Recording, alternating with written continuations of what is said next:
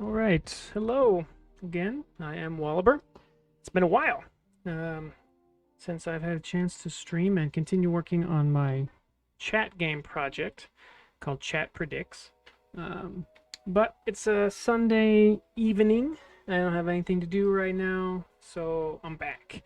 The reason I've been a little bit delayed from streaming and working on this is that I have a different game project that I've been working on that is not revealed yet, but I'm very excited about, and has been had a big deadline recently, and so we've been working really hard to on the project, and so I have not had a lot of time or energy every day after working on that to stream or work on other projects. But we're pretty much past the deadline now, which is good, and oh no, Matzi, I'm not gonna watch streams tonight. Time to focus and get stuff done. Too bad, Matzi, I streaming. What's going on? Good to see you in my chat, Matzi. And hello, Agua. Nice to see you. I know you very well from Matzi's chat, Agua, but I don't know if I've seen you over in mine. Hello. And Witherhunter25, hello. We got everybody. How's it going? Yeah, so I haven't had a chance to stream for a while, so I'm excited to be back online today. And we're going to work on my chat game.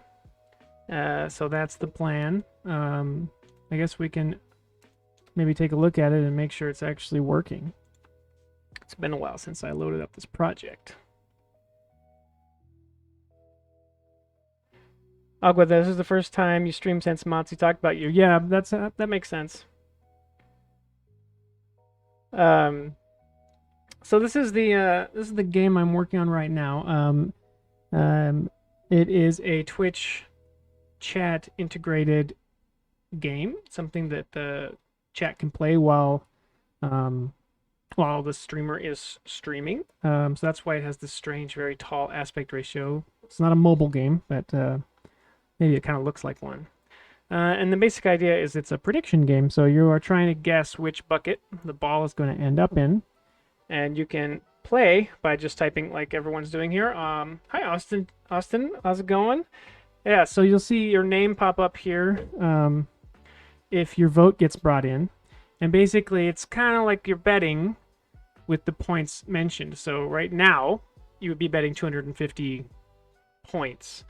Meaning if you get it right, you'd earn 250 points. If you get it wrong, you would lose 250 points. And the earlier you vote, the better your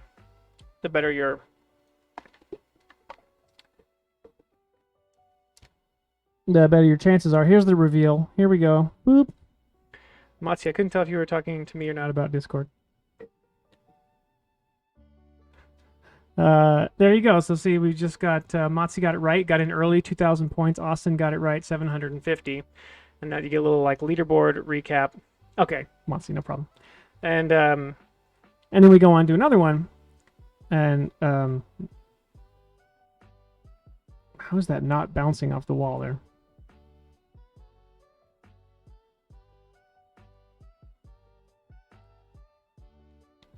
Doesn't that look a little strange? Feels like it should have bounced off the wall. I don't think we have any errors in the console. Okay, no, just, yeah. It looks like the collision might be a little smaller than the visuals there. Maybe you should have coded it better, Walliver. Yeah, thanks, Matzi. Nice to see you too after a short hiatus, you know. Nothing like some Matzi encouragement to bring you back. Now, everyone pretty much voted 3 on this one, right? Yeah. That's probably going to be the right choice. Yeah, so anyway, this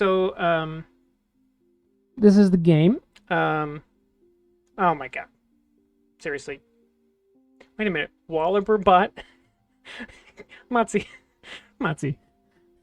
You just gifted a sub. You gifted more subs than there are people, and so then it included Walliberbot, who's now subbed to my channel. That's so nice. Rasmusov. Oh, hi, Rasmusov. How's it going? Hope you're doing well. By the way, I just want to tell you we automated the going live posts via the live bot again for people with the streamer role. If you want to opt out, let us know. Oh, cool. Great. Yeah, on Sympathy's Discord you're talking about, right? Yeah.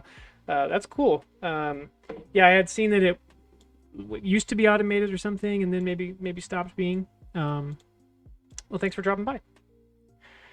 Walberbot, yeah, they really did need a sub. It was pretty embarrassing that they were, an official bot on this channel and couldn't even use cool emotes or anything. Speaking of which, I didn't fully explain the rest of this game very well. So a few other things you can do. You can type !emote, and then any emote you have access to, like this, for example. And then that will set that emote as your, so it's, yeah, ! emote space, and then put an emote in there.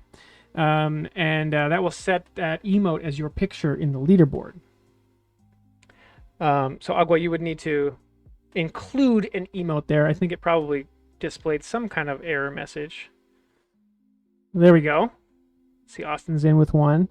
And let's see, this is obviously going in bucket 3. Come on. There you go, Agua. Nice. What is that?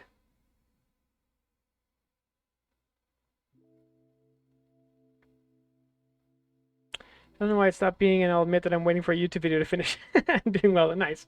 Well, for whatever reason, Rasmusov, it's nice to see you over here. Agua, that is a frog with a gun. Okay, now that you say it, I see it. I see it. Yeah, so I have a handful of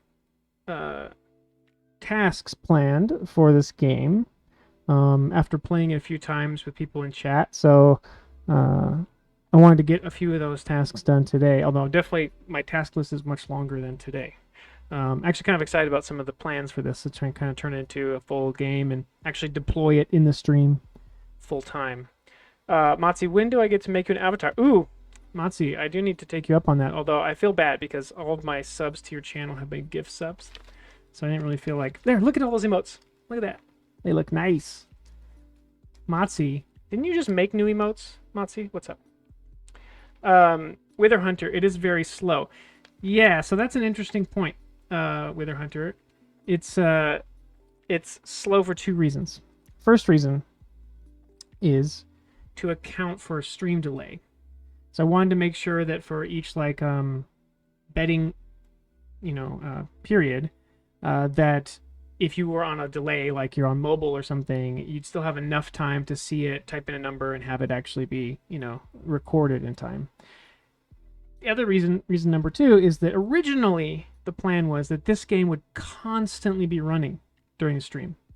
So like streamers sitting here, so imagine here I'm like coding and talking or whatever my normal stream is, right? And this would just be constantly running. Now that I've actually done some play tests, or I got a few raids once in a while and had like some viewers just like right now, and I realized that it kind of takes over the attention of the stream, even if it goes slow like this. So I think my plan now is to actually kind of pull a sympathy and have this have like an active thing where it does like maybe 3 rounds, like boom, boom, boom, 3 rounds, score changes a whole bunch, and then goes into downtime and like shows some kind of idle information during downtime, and then comes back on again. So that's the basic idea. You got to figure out what to do with chat spam, Walbert. Yeah, so same reason there. I think that I'm probably going to switch this into where there's sort of like an active portion and then a bit more of like a passive portion to it. Just to try and make it a little more interesting and sustainable over the course of a stream. Because it does sort of take over, even at the pace that it's at right now. I had initially, as I said, thought that it would just sort of like go the whole time. But I don't think that's the right choice. Maybe, I don't know what the timing should be though. But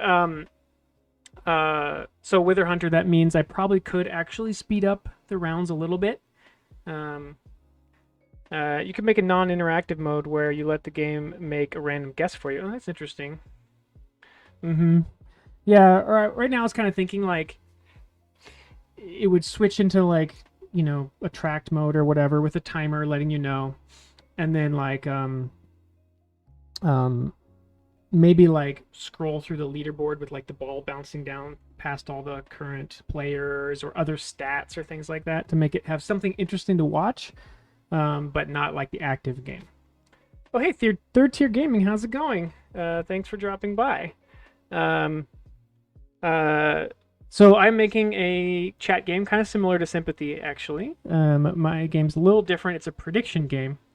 So third tier, basically what you're trying to do here is you're trying to guess what bucket the ball is going to end up in, and over time the game is showing you more and more of its path. And then if you get it right, you earn points, and then there's like a leaderboard and stuff. Let's see. Somebody was mentioning BTTV, right? Wait, can the game see BTTV emotes? It cannot, Wither Hunter. I've had numerous people mention that. Right now, because I'm using like a Twitch API thing, when you type, emote and then you plop the emote in, I'm able to actually pull the URL for that image, and that's how I'm able to pull it into the game and display it. But it only works because they're official Twitch emotes, and so I would have to actually look up how to.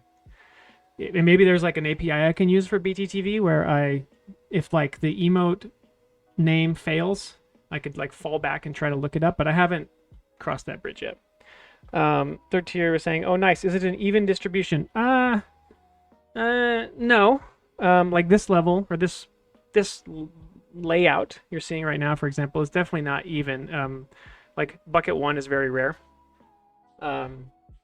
But the conditions for the ball entering into the board, like its position and its velocity, are randomized, so it does still produce different results each time. Actually, here, look at this. We may be getting a rare bucket 1 scenario here. Oh, hey, Vimlark. How's it going? Thank you for stopping by. Vimlark, that's a cool emote. If you want to set that as your representation in the leaderboard, you can just do ! Emote space and then plop that emote in. Check out this dramatic reveal camera. We added this in the last time I was working on this. Where's it going? Where's it going? Oh! Oh, dramatic turn of events, bucket 2. That hand... what hand are you talking about? There's no... Were my hands in view just now? That's weird. Anyway. Yeah, so that's the game I'm working on. Yeah. I chose bucket 42 because that's always right. Rasmatov, that sounds like an Easter egg waiting to happen. So anyway, I'm gonna stop here. Boop. All right, so here's the game in Unity, and the plan for today is I gotta hand it to you, Oliver. Oh, thanks, Motzi. That's so nice of you. Yeah, that's great. I appreciate that. And I mean, I'm not quite sure I get the reasoning behind the wording there, but it's always nice to have a compliment. All right. So, what you're good at ignoring your kids? What are you talking about? I am a very attentive father figure. I don't know what you're talking about right now. Did you hear something? I didn't hear anything. Anyway. Oh, Wither Hunter, sorry, it's not the emote command's not going to work now because I stopped the game. It's exciting to have a hand in all this. What is with all the hand jokes? I mean, they have normal hands. Okay. So what are we doing today? We are here. Wait, you can have a look at. There we go. At the to-do list. So today I was hoping to do a couple of these things. I think the first thing I want to do is I want to put some confetti in the game. We're going to add some confetti into this game. So when the ball goes into the bucket, confetti. That's probably the first thing we're going to do today. And then the next thing is it's really annoying that the game doesn't remember your emotes. So I'm going to have to I want to add in some storing so they can remember emotes and stuff. Third tier gaming asks, how many fingers do I have behind my back? Now, how would I even possibly know that, third tier gaming? Come on. Probably 2, though. If I had to guess, I would say 2. Yeah. I don't know why. The number just came to me. 3. Oh, Wither Hunter is guessing as well. Okay. This is great. This game today's all about... yeah, feel free to just type into chat any kind of question you want people to predict that uses numbers 1, 2, or 3. Somebody said loud. Okay, I did hear Oliver just now.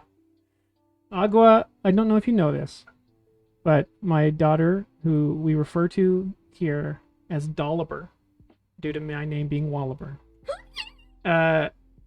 is under the impression that she came up with the acronym LEL. I did not come up with it. But she does have a fun explanation for what it stands for. Would you like to explain? It means let everyone laugh. Let everyone laugh. I thought it was laugh extremely loud. Oh, that's like what other people If it's said capital. Oh, that's what other people said. Okay. That's what other people said.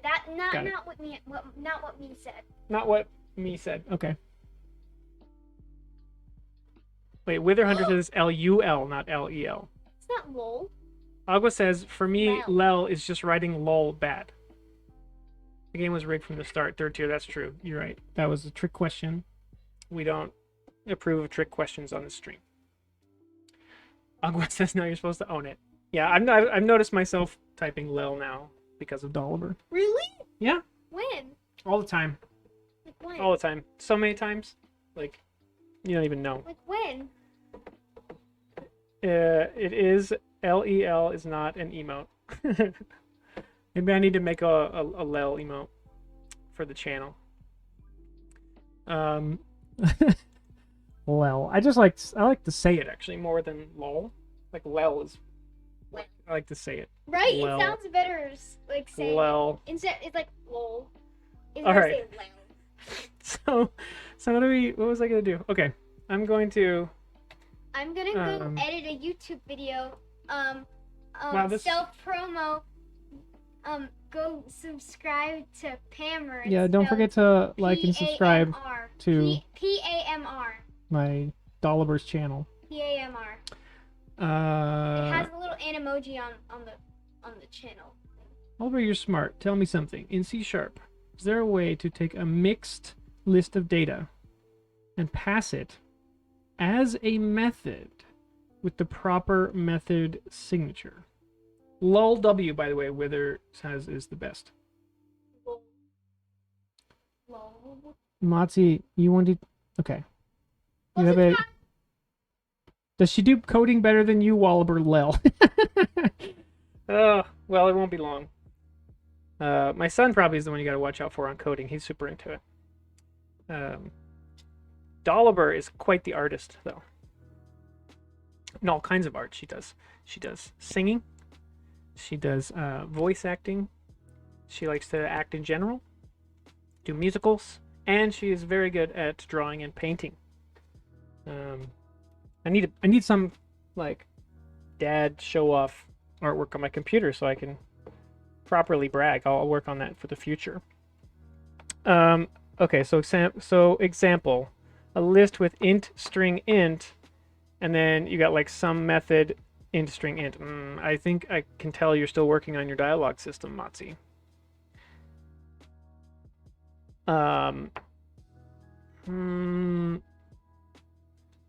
Well, Matzi, you can do... It's probably not what you're talking about. You can do the thing that, like, you know, like debug dot... Not debug dot log. Is it debug dot log? You can do the thing where you have an optional array of parameters on a method, so that the method can be like any number of parameters. Oh, Third Tier Gaming, thank you for the follow. By the way, we are not hearing the alerts. I don't know what's going on.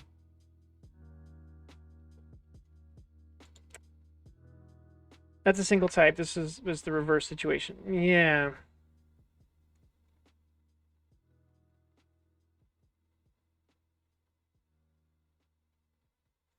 Third Tier, can you even call yourself a dad if you don't have bragging material already on hand? Well, that's true. That's true. I really don't, though, in this little corner of the house. I will work on that. Good to go. Have an awesome week. Thanks, Wither Hunter. Same to you. Third Tier Gaming, clearly someone didn't grow up in the 80s. Wait, I don't get that. I probably should. Matzi, I don't think I know of a way to do exactly what you want.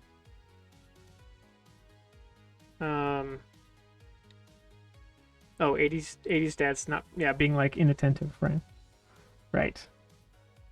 I'm not sure I can think of a way to do what you're asking, Motzi, but it may be easier to do it where we can look at something. So maybe if you like Discord me like a screenshot or something, it would be easier. All right, so let's put some confetti in this game, right? Let's at least like do something here. Although I appreciate very much so many people showing up to chat. As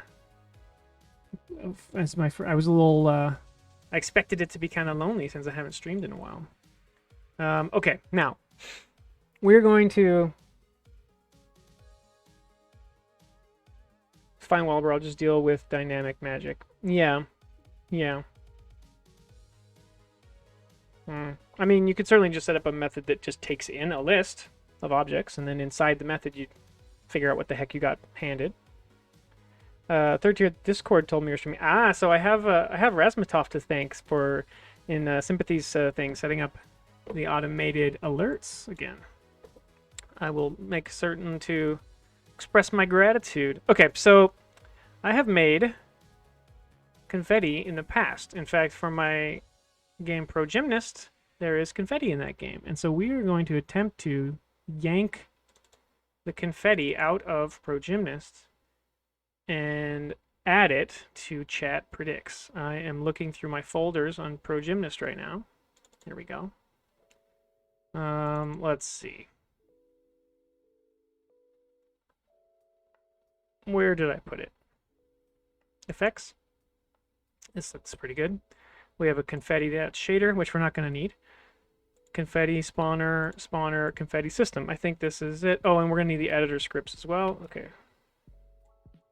Okay, so we're going to go over here to our project. And we're going to create a folder called confetti.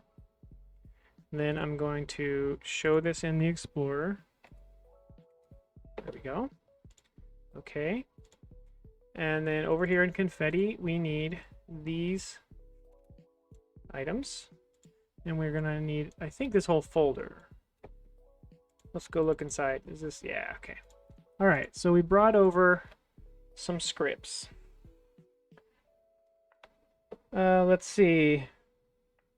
How did you get the streamer role in Sympathy's stream, Walber? In her Discord, I think you just have to ask Rasmatov, yeah. And he'll hook you up.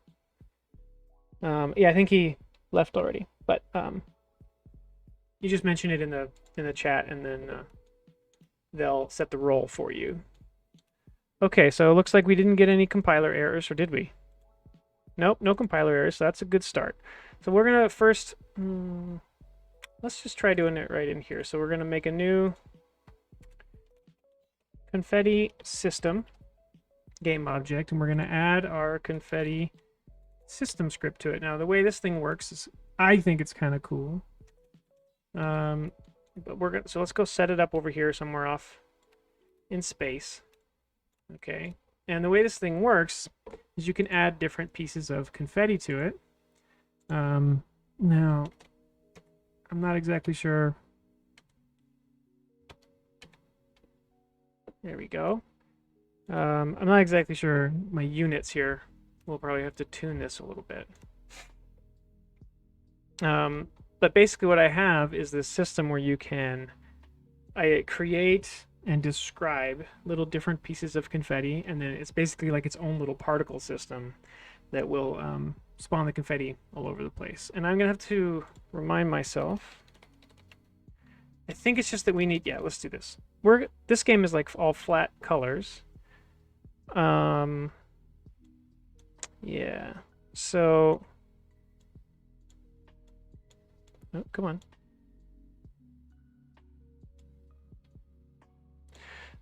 So we're gonna need, oh, am I remembering how, oh no, this is looking okay. I haven't had a need for a, any like shaders or anything in this project so far, which is kind of amazing. Which version am I doing here? Do I have shader graph? I think I do. Let's see.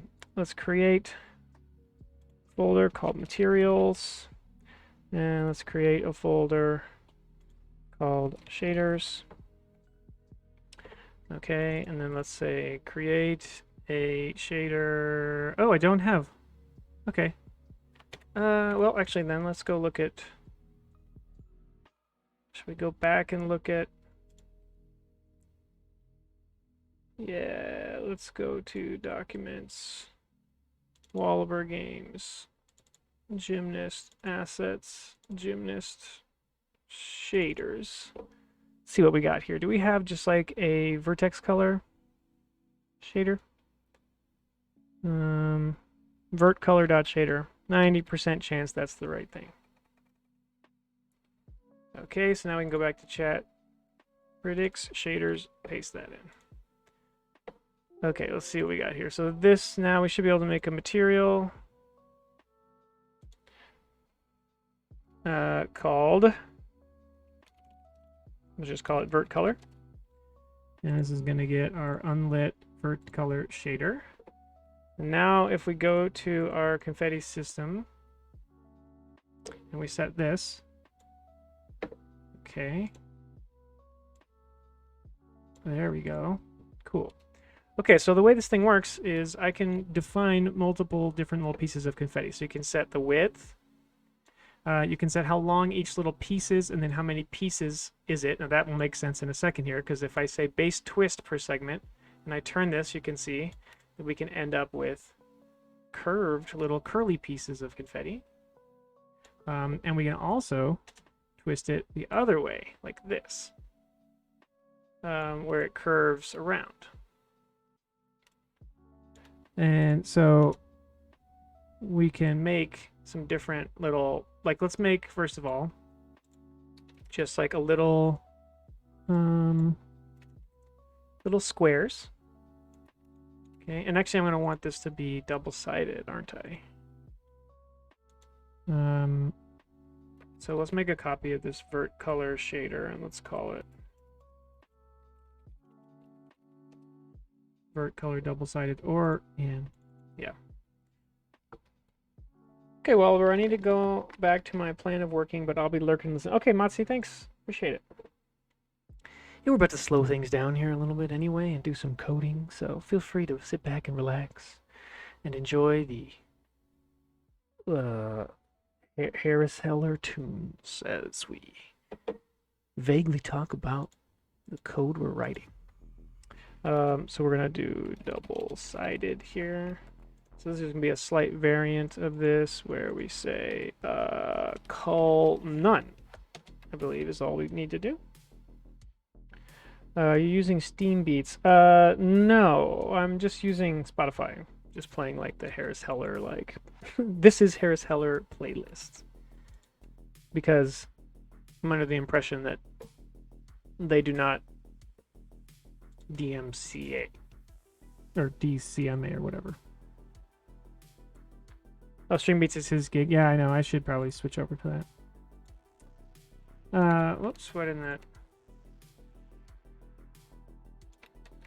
Unlit color, double-sided. Did it complain? Oh, it's not call none, it's call off. There we go. Alright, that'll be happy now. So now we can set this to be unlit, vert color, double-sided. And there we go, it's double-sided. Sweet. So now let's go back to our confetti. We're going to add another piece. This one's going to be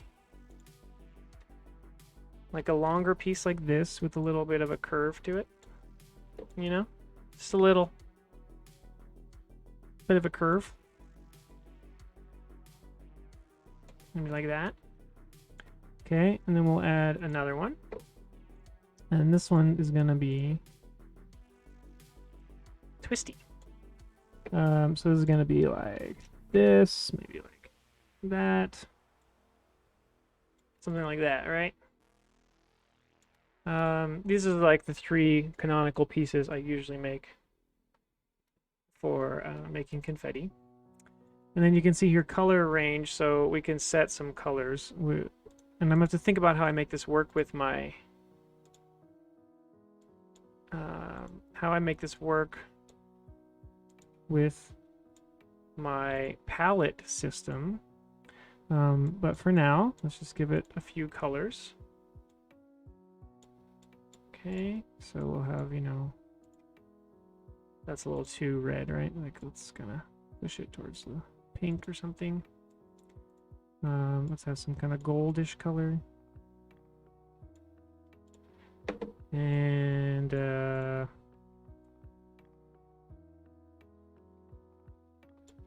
purple. Okay. So the way it works right now is it uses this gradient. And when a new piece of confetti is created, it chooses randomly from this gradient. So like this is essentially saying what's the likelihood of these different colors. And I bet if I modify, it's interesting that the first two are showing up as black right now. Oh, that's why, because color ranges per type. I've forgotten I had done it that way. Can I copy? Let's do this. We'll make that as a little like gradient, what do you call it? Like a preset. There we go. Okay. So there's our pieces. Maybe we'll pull back on the twisting here a little bit. Maybe about that much. Okay, now we have a bunch of other variables here to add randomness and to control how they move and fall in the air. So this is going to take a little work to set these properly. And then hopefully these are kind of reasonable ranges here for some of this other stuff. So first thing is lifetime. So now the plan is when the ball goes in the bucket, we're going to like spew out some confetti and have it and then fall. Probably like 3 seconds or so long. So we'll probably don't really care about seeing tomatoes disappear. So we'll go like 2 to 3 seconds each for all of them for now. Okay. And then, yeah, we've got a bunch of numbers here that I'm going to have a tough time remembering how they all work. These are randomness though. So this is like here how we have base curve is 22.5. So we could have add some randomness to this so they don't all look the same. And including like, see this one, we actually could put some twist on it and stuff, which is kind of cool. So let's go actually look at the code real quick for this.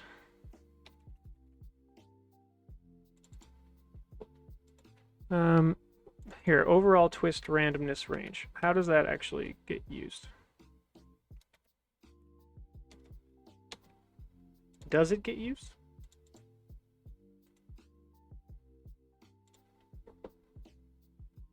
Oh my god. This might be embarrassing. I may not have ever implemented this part. Yeah, kind of looking like I didn't. It's a little strange, right?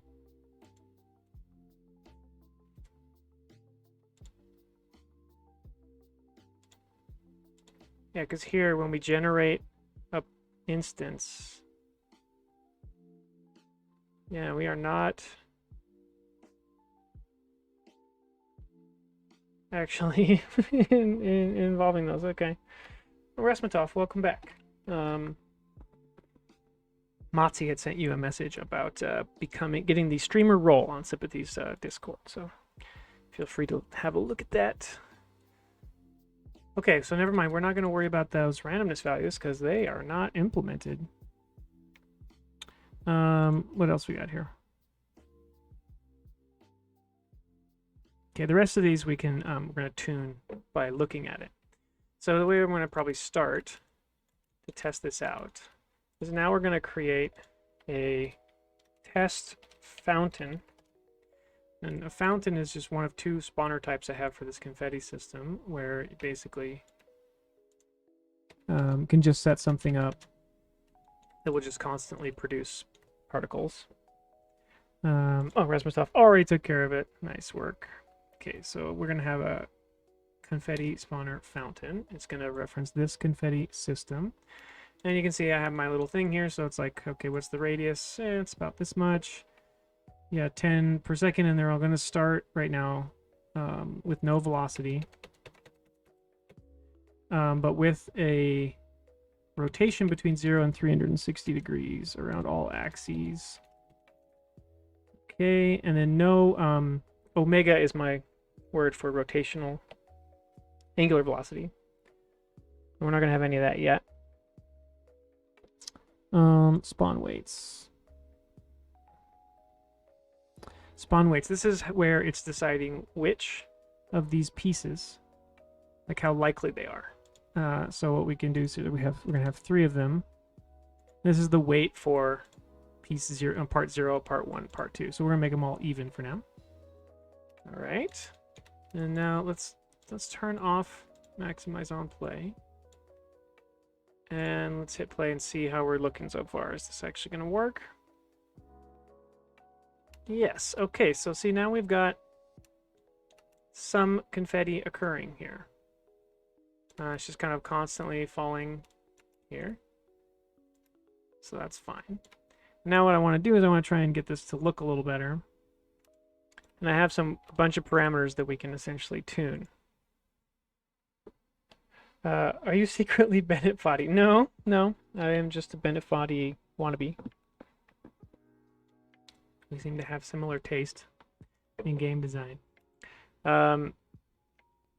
Okay, so these long ones with the curly bits. First of all, what about the size? It's probably a little big, right? Everything's a little big. Now I think I have it working that I can scale,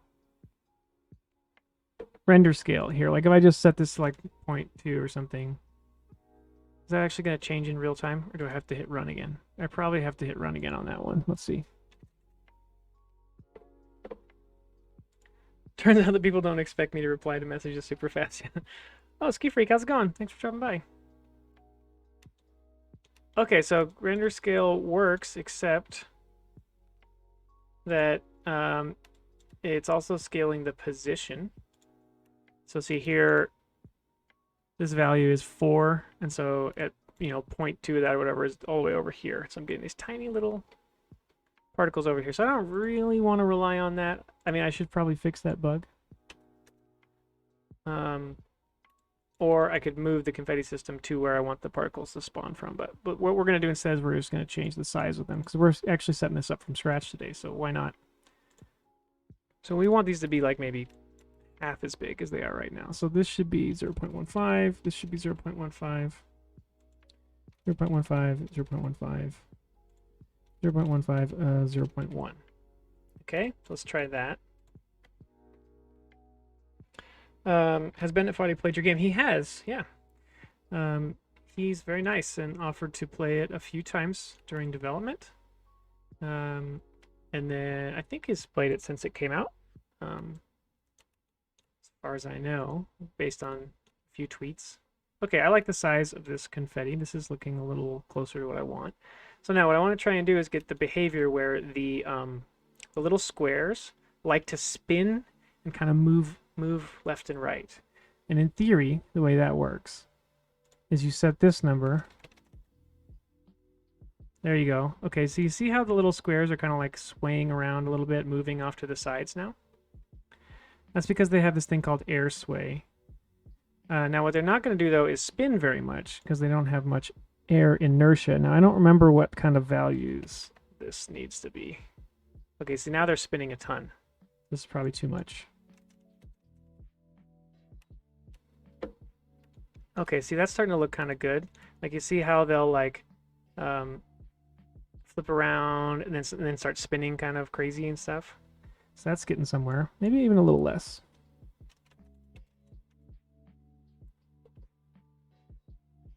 There we go. You both look alike. Well, BFOD, I'm pretty sure, is in New York and teaches. He does teach game like design and programming, which I do as well, so we do have similarities. Why don't you ask this guy if he wants to remake Doom in Excel? Yes, we're getting some solid confetti here. So now I think the little square pieces are starting to look pretty good. Now let's look at the other ones, the longer ones that are curved a little bit. So these ones I think should sway less, right? but they should still kind of sway around a little bit. And they have more or less inertia. Let's see how this looks.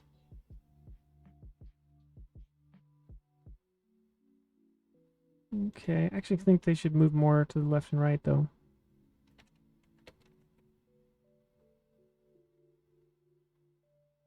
Okay, getting a little better. Now what we got to do is we got to work on these long, narrow ones. Prefer GoldenEye. Can you do GoldenEye? GoldenEye was a good game. Although if you go back and actually play it now, the controls are, you know, interesting because he didn't have that second aiming stick. Okay, so now we have spin from twist factor. So if I set this to 1, now you'll see that the long twisty ones, as they fall, they like to spin based on if they're moving in the direction, like if they're lined up. And that number is probably too big. So let's set this down a little bit. And then, don't we have like an alignment thing? Yeah, we do here.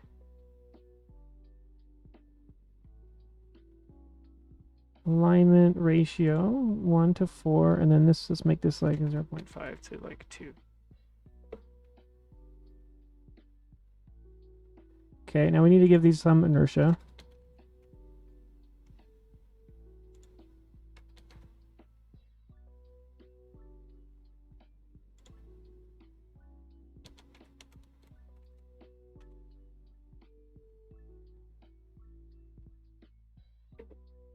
Okay.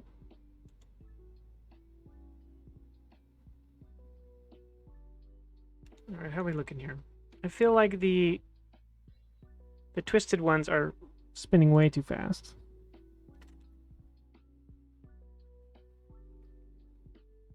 And they're like occasionally freaking out. I assume that's because of this.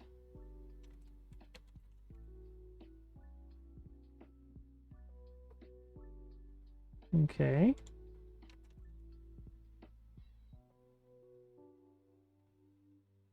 But they're still like really spinning. Why is that? If I set this back to 0. Okay, yeah, so it is this number. That's getting a little better.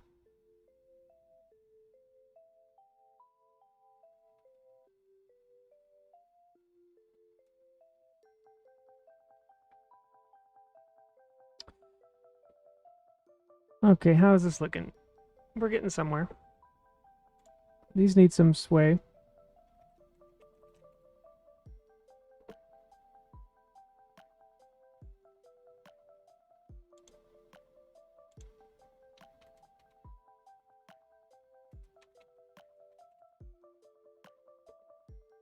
Ooh, okay. Starting to look pretty good.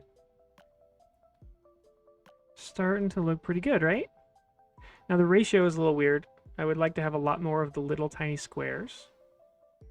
But I think we're getting close. So now what I'm going to do is I'm going to copy all of this component data, because when we go out of play mode, I'm going to have to paste it. Okay. Now let's go to our fountain, and let's say we actually want like 5 to 1 in terms of the likelihood.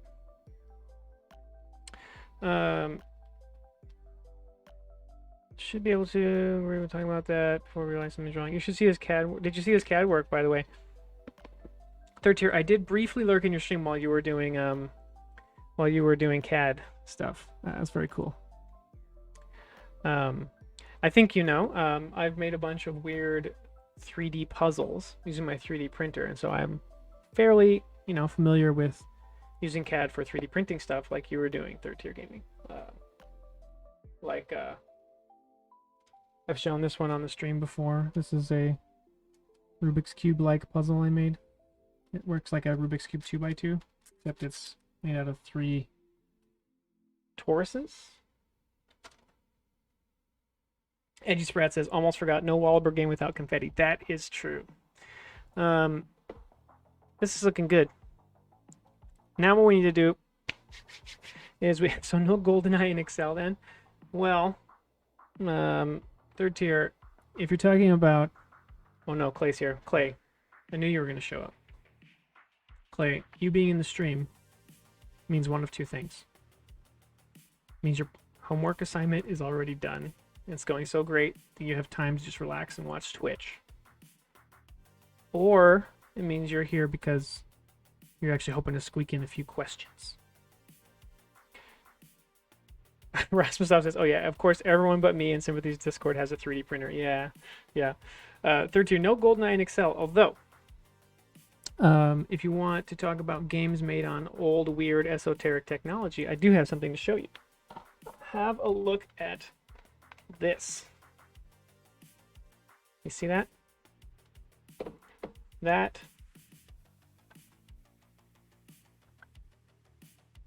is an Atari 2600, also known as VCS game, that I made a few years ago. Written in assembly. Written in, what is it? I just blanked on what the processor is. But this is a real game. You can put it in a real Atari and it will work. It even has a box. Check that out.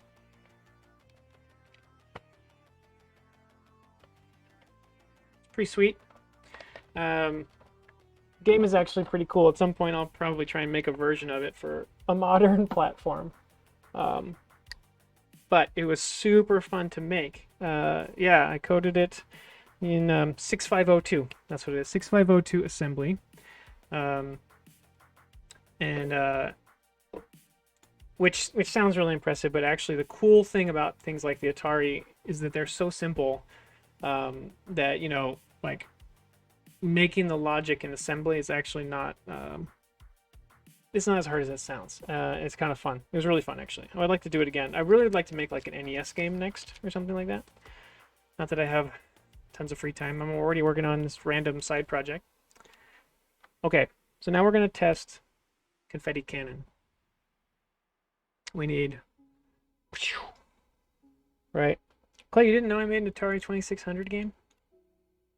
You guys need to ask more questions about your instructor in class. Right? I don't know why you wouldn't have asked, hey, have you ever made a game for an obscure older console as a hobby project? You know? It's like the first thing I would ask my instructor. Okay, now we want a confetti cannon. So check this out. So this is, you know, something that's going to launch the confetti out in a cone shape. So let's set this up like this to go straight up. For now, we're just going to, you know, like, we're not going to worry about the actual placement of it. Let's just put it in the center here. Okay, now the way this works is you got to assign the confetti system to it. And then you got some values here. You got min angle and max angle. I think we want the confetti to shoot out pretty narrow. You know, maybe something like that. Min can be 0, so anywhere in that range. And we'll figure out the rest of these values momentarily. But we want tons of the little squares, some of the longer pieces, and just a few of the little curly pieces. Okay, and do I have a debug thing in here for this?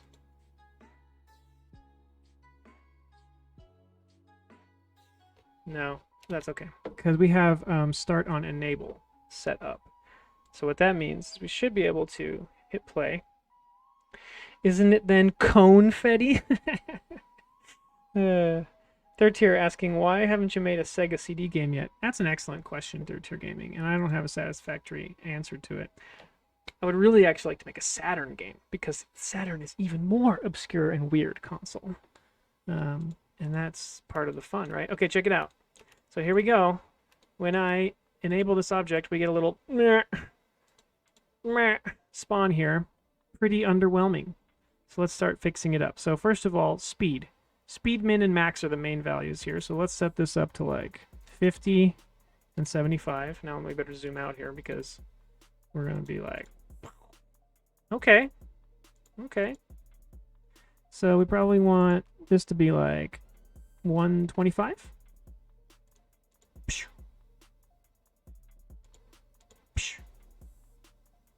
Getting somewhere.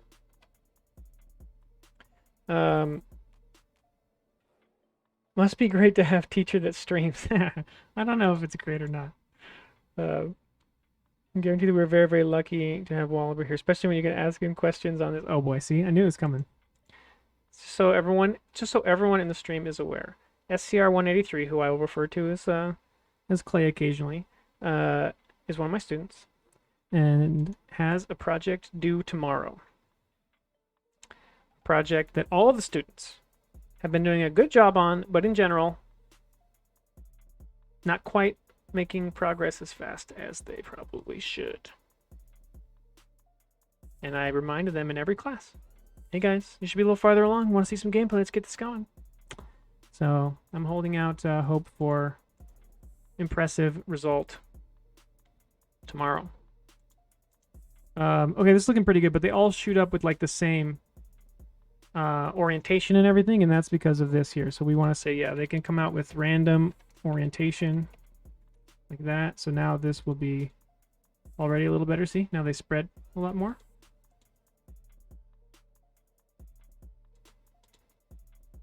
Pretty cool.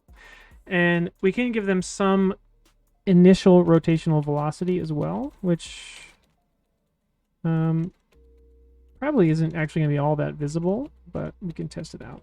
So if I do that, okay, that's too much. I think this is in radians per second, so that is a lot of radians per second, actually. Let's try something like that. We're getting somewhere. At least you've wrangled some artists into this. Okay. Okay, SCR-183. So at least look pretty well. You know I can see right through that junk, though, right? So I'm just saying.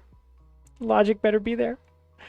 RDI Halcyon Laserdisc game win, Wallaber. Dang, third tier gaming. Pulling out. I said obscure, and so then you really win for it. I can see. Nice. Let's see. I did have a project that I wanted to work on that was actually like a custom game. I was going to make my own like little like Arduino or Raspberry Pi based mini like portable. It had its own weird controls on it, and I was going to design the game around the controls. I still have an idea for that, but just need time. Okay, this is looking pretty good. You know?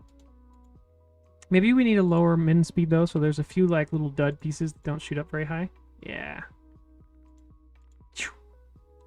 Okay, we're getting somewhere. Starting to like look at this. Now imagine that those colors are going to match the palette of the game. It's going to look even cooler. I found out you can put Doom on Arduino. Yeah, you can put Doom on everything. So guess what Coffee Bot is getting? Nice. Nice. Nothing like a little extra Doom in there. Okay. This is looking pretty good. Maybe they should last a little longer, so they can fully fall out of frame. I can fix that in a second. Let's see. Oh, how many particles? I didn't even touch that. Right now it's basically between 30 and 40 every time. I mean, you know, we could go a little higher. Let's go between like... I mean, yeah. The random range here isn't going to mean all that much because you're only going to see these once in a while, not one right after another. So we just kind of want the right number, you know? Like, what if it's like 50-ish? You know what would be nice is if the size had some randomness to it. Which normally it would in 3D, just because naturally, because the ones that are closer to the camera would be bigger, etc. It's going to be an Easter egg. If you ask for 666 sugar, you can play Doom. That's nice. I like that. That's cool. Everybody loves a good Easter egg. Okay, feedback. Anyone who happens to actually be watching the screen, what do you think of the look and behavior of this confetti? Is this pretty good? Just did some research. With the exception of a few memes, there doesn't seem to be a confetti simulator game yet. Veggie Sprat, you just did some valuable research. Now, what exactly would a confetti simulator game be like? I'm going to write this down, though. Confetti simulator 2021, right? Viva Pinata after a blender. I think this confetti's looking pretty good, right? Maybe we need to, let's see. Let's make sure we save these properties. And then let's go back and look at the confetti system, because I think I have air resistance, damping, range. Yeah, so we can tweak the air resistance a little bit here. We have the air resistance max val set at 10. Oh! Hit me with music. Sarah! Are you busy? We got a host, aka Raid, I think. I don't really know what the difference is. I think it's deserving of the song either way. Okay, Ready? 3, 2, 1, go. We just got a raid. Host. Host. Let's do Okay, host. Okay. 3, 2, 1, go. We just got a host. We just got a host. We just got a host. I Wonder who it's from. Actually, it's from Hit Me With Music, who, if I remember correctly, is a friend of Anna Prince, who has rated a few times. Thank you very much. Hit Me With Music. I watched your stream a little while ago. You were doing Beat Saber, if I remember correctly. Welcome. Thanks for dropping by. Actually don't really understand why some... Oh, now it says rating. I swear it said hosting a second ago. We just got Got a a raid. raid. We just got a raid. We just got a raid. I wonder who it's from. Hopefully you're old enough that you don't get that reference. I don't know. That show was around for a while, right? Like, I feel like that show was around. Boom. Boom. Yeah. Yeah. It's Skur 183's got it. Hello, I'm from Nickelodeon, and this is a cease and desist. Oh no! I didn't think about that. I'm gonna get a DCMA or DMCA or whatever that thing's called. I don't know. We changed the words, so this is officially parody. So we're in the clear. Dolliver, since you're here, what do you think of the? Hang on, that's not it. What do you think of my confetti behavior? Don't worry about the colors, just the sort of behavior. Play it again. Don't worry about the colors. No. That's good. That's good. Good job. Okay, I don't know. That was a kind of a weak reaction. Look at it. I don't know. Why don't your students get free subs to your channel? Third tier gaming. How would I even do that? Can I do that? Is that a thing that can be done? Only one student actually drops by. Amiko-san, Walber-san, I'm here for a quick look during my break from work. Domo, konnichiwa, Amiko-san. Amiko-san is a Japanese VTuber streamer. She is super cool. She played my game Pro Gymnast because she was a former, or is a former gymnast just like me. And so that's what I know her from. She was mostly streaming on YouTube, but is now here on Twitch and also does 3D art. So as I mentioned, she's like a VTuber, so she has an avatar that appears on the stream, and she's actually been working on making an updated version of her avatar on stream using Blender, which is really cool. She streams in Japanese, but she has automatic subtitles using Google's API appearing at the bottom of her stream. So you can follow along, and feel free, anyone, to drop by and say hello. I forgot, I should have been using the little shout out thing here. Let's shout out Hit Me With Music, who hooked us up with the fabulous raid a second ago. And then, let's see.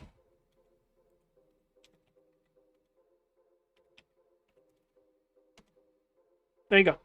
Everyone, if you're curious, feel free to give Amiko a follow as well. いやー、来てくれて嬉しいですね。どうも。ありがとう。And it gives me an excuse to splurt out a little Japanese here and there, which I always appreciate the opportunity to do so. Okay, so we are working on confetti, and I think the confetti looks pretty nice. So now what we need is the logic that when we do the... Oh, I typed it wrong. I typed it wrong. I typed it wrong. That's probably the right one. Third tier, thanks for letting me know. So now we need to actually place this confetti cannon in the right spot and trigger it when the ball actually goes in the bucket. SCR1A3, you saw the typo and you just didn't even do anything about it. Seriously. You're going down in type racer this week. Yeah, at the end of class the other day, we did a type racer competition, and I pretty much lost to the students, although I did win one round, and I made that the last round so that I could feel like I had truly won, even though I really hadn't. All right, let's get this hooked up real quick. Let's see. So we're going to need a way to place this. Let me think about how we want to do this. I have to also try and remember how the heck I have set up the code. So this is the level board. This is the main layout. Give me mod and I will. Oh boy, that is a dangerous idea right there. That is not going to be happening. Okay, so this is the script that knows where the buckets are. So I think I just need a way to ask it, like, hey, where's the bottom of the bucket or something? Because do we actually have that information somewhere? No, but we could remember it. We have our bucket indicators. Let's do this. We're gonna be like private list of positions, and this is going to be bucket confetti handles. Okay, and then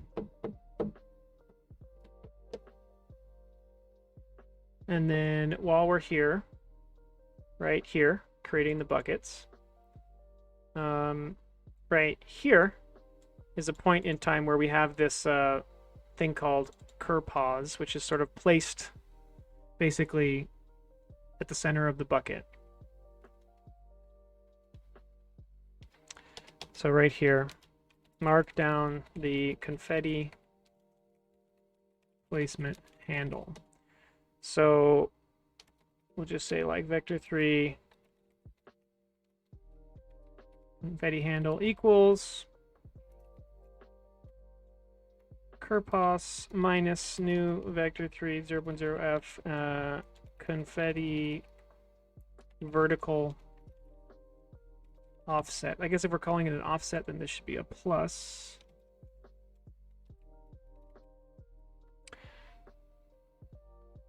Oh, really? Third tier? You have a friend who lives in Saitama? Okay, video's done. I'm just here to say goodnight, everyone. So I have to go. But no problem, Rasmusov. Have a good night. Mossy Composi says hi. Hello, Composi. She asked if your hair color is blonde or white. Oh, this is most certainly white. We're talking like, you know, I mean, officially, right? We're gonna consider calling this salt and pepper, you know, but like, yeah, like, yeah, yeah. There you go. She told me not to ask it. No problem. Totally fine. I've long since gotten comfortable with the hair that really started, like, it started here, you know, and then it just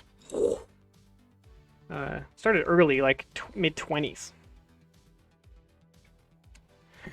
Okay, so we're gonna have this vertical offset, and then right here we're gonna say confetti handles.add this one. Okay, and then just to be safe, at the top of this right here, we're gonna clear this, even though I don't know why we would need to, because we're gonna be instantiating this each time.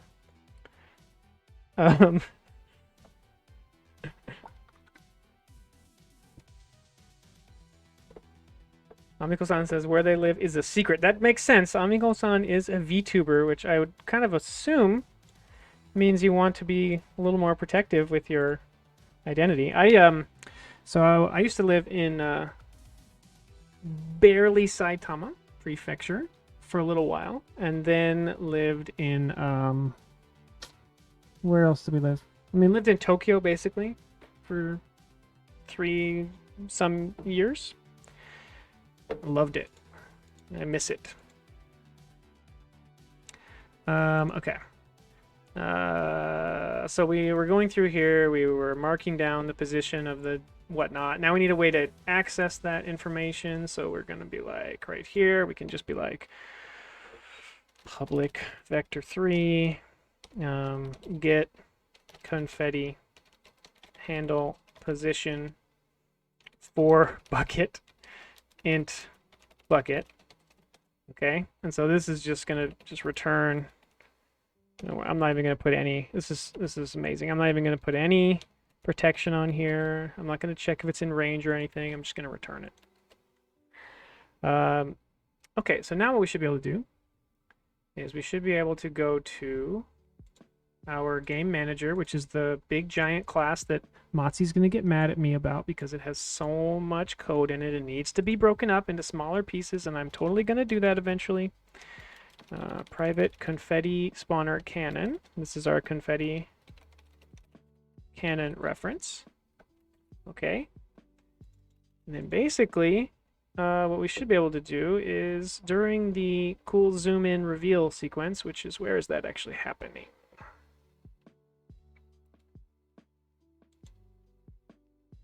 Oh no. Is the code window not updating? What did I do?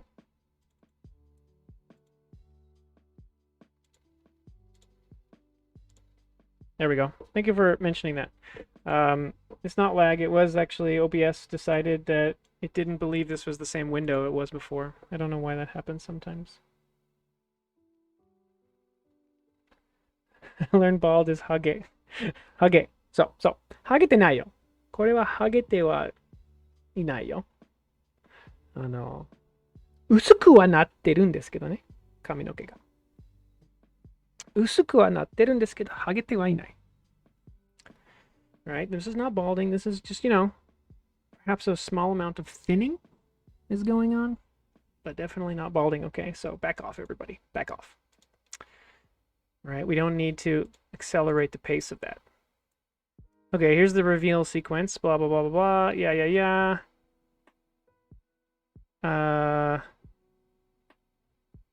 Now. Right. Where do we turn on the...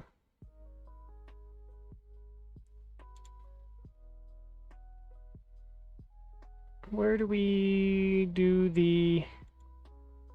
Where's this?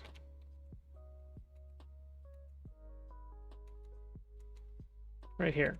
If is last step. Okay, so we have this thing called is last step. So let's do this. Place the confetti. So we can be like confetti cannon ref dot transform dot position equals current board dot get confetti for bucket. We know the bucket, right? Bucket ID.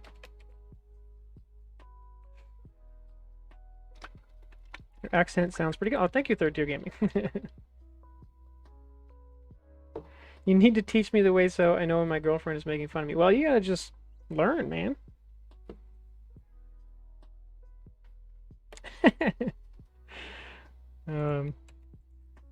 Oh, it's okay, yeah. It's not that hard to find out that my name is Tim. That's like 4 seconds of good Googling. Okay. So we're going to place this right here, and then we're going to...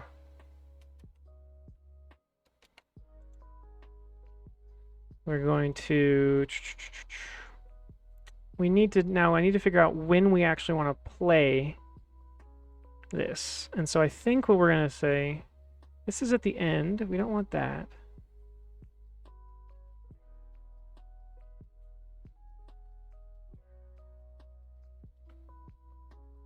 Where do we update current frame? Right here. Right. So what we could do is we could say right here, we could say int. Let me think about this.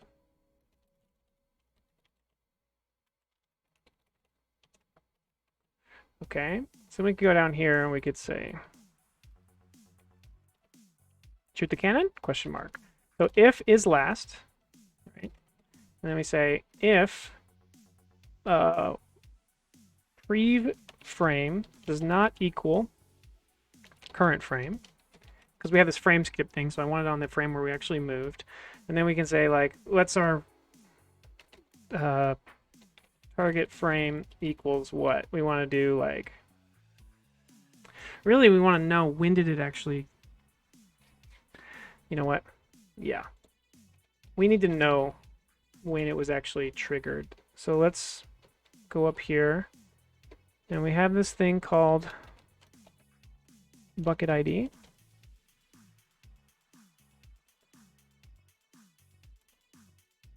Right there. And so then we can also say like private int bucket enter frame. Okay. So then what we should do is when we start the simulation, we're going to reset this value. Is it Tim or is it Bennett? Yeah, well, you may never know for sure at Third Tier Gaming. Oh, okay, Amiko-san going back to work. じゃあね、どうも。来てくれてありがとう。Let's see. Bucket enter frame equals 0. Okay. Then here we say bucket entered frame. No, not here. What is this? Oh, we're resetting things here as well. Okay, why not? Equals 0. Okay, and then what we do is we go to here and we say recorder. So this is the callback when the ball actually enters the bucket. So we want to know what frame on the recording that happened on. Now say it, but in a lower pitch. Let's see. Bucket entered frame equals. Now you're going to make me self-conscious because I already know my voice is pretty high-pitched to begin with. Captured frame count. Oh my god, I have a thing already called captured frame count. My gosh. How beautiful is that? Okay, so now that we have that, now what we should be able to do is this code I was writing a second ago, right here. We can say if pre-frame is less than bucket enter frame and current frame is greater than or equal to bucket enter frame. This should be the moment. What's the actual method on this thing? I thought it was called shoot. Is it not? What is it? What is it? Start spawning? Start spawning. Okay. Okay, fine. Okay. Let's go see if this works. Oh no, not what I'm trying to do. Sorry, don't worry about it, Third Tier Gaming. I'm mostly messing with you. I've had this voice my whole life, so I'm pretty used to it. Okay, so we're going to need to give the game manager a reference to... Where did I add it? I thought I added it near the bottom.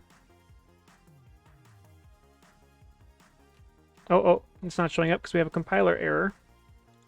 Confetti vertical offset, right? Forgot about that.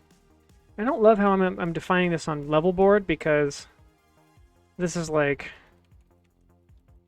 stored per board. So it's like, and it's really more of like a global value. But okay, now that we've got that. But you still need to give to CR183 a sub. I don't know, Third Tier. Let's see how the assignment goes tomorrow, you know? Actually, it's kind of sad because this is going to be the last term I have with these students, and then I'll have a new set of students coming in that I'll be teaching. Also hydrate, thank you. I don't actually have a command set up for that. or like a redemption thing or whatever. Yeah, because so basically I teach game prototyping level 3 and level 4, which basically is a year, right? Half one term, the other term. And so and the students get that like in their, whatever it is, third year in the program. So it's like so this is university college. So their third year, they get me and I teach them level 3, level 4 of game prototyping in Unity. And then they'll go on to the next class. Next round of students comes in, and then I'm teaching 3 and 4 again. The next round of students, 3 and 4 again. So I'm on 4 right now. And so then eventually we'll be getting a new group of students coming in, and I'll switch back to teaching level 3 next term. So that'd be exciting, but also a little sad because I've really enjoyed teaching my current crop of students. Man, look at that camera. That has got an unnecessary amount of what do you call it? Near clipping plane distance here. Where is that actually? Yeah, far clip plane 500. Come on. This whole game is taking place in a much smaller area. Okay. So Uni, yeah. Okay. Now, Game Manager is going to need a reference to the confetti cannon. Boom. And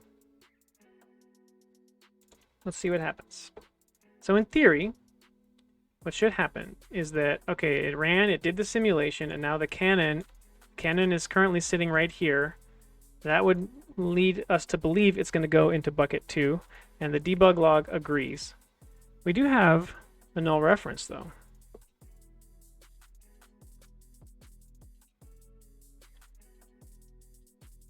But that's partially because I think we have this set to start on enable. Should probably look at this in a second, though. Now we'll have to see if this logic actually works. If I understand you correctly, if SCR183 can get at least a 60%, they get a free sub. Ooh, I don't know. I have to decide what the correct threshold should be. You know? That's a good question. Here, I wish I had a debug option to, like, speed up the durations on these things, just like while I was playing, so we could, like, skip through things. Doot. Looks like it's going in bucket 2. Now, is the confetti going to actually play? This is the big question here.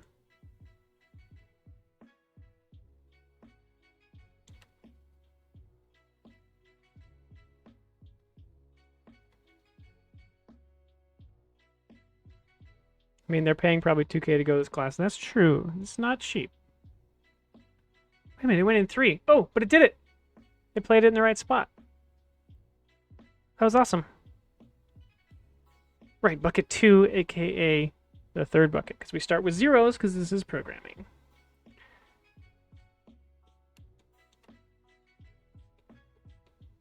Okay, we got confetti in, and it is playing in the right circumstances. Now,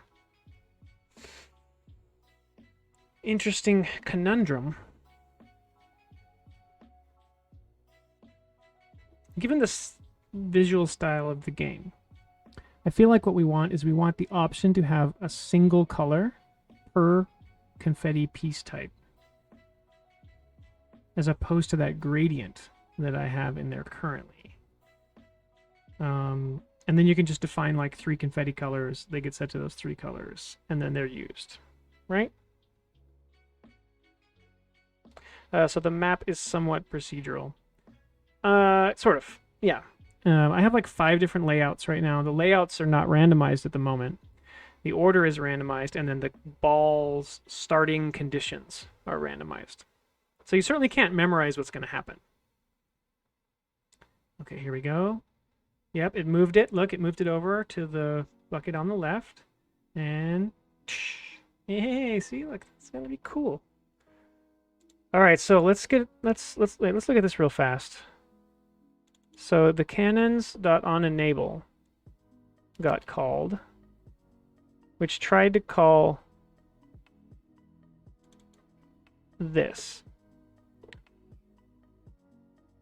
And it looks like force new was false. And so I tried to look up into this particles array, and the particles array didn't exist yet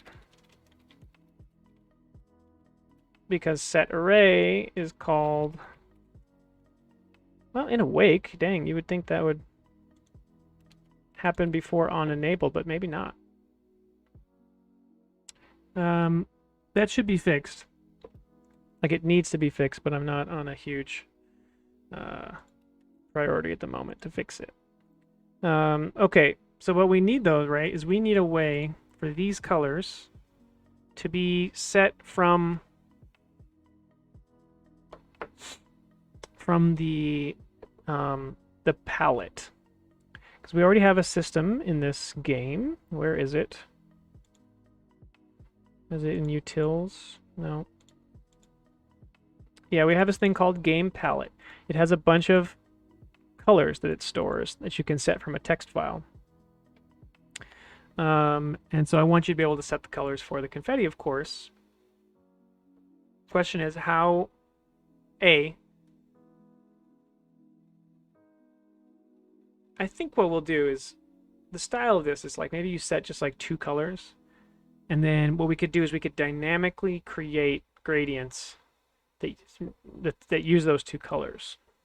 I think it's probably what we want to do. Third tier is asking, what did you do before teaching and streaming? So I've been a professional game developer for 15-ish years.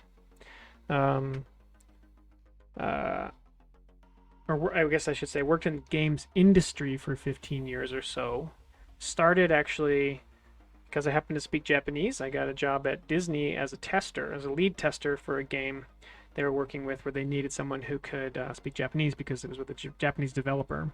And so I was able to test, lead the testing of the game, translate bugs and stuff. And that's kind of how I got my foot in the door. Before that, I had been making my own games since high school. Just from the internet mostly, just kind of self-taught, really enjoyed making games, and learned a bunch of it and made a bunch of games and released them as freeware games. But I never thought about it as a career. So I went to school for film. I thought I wanted to be a movie director or a cinematographer.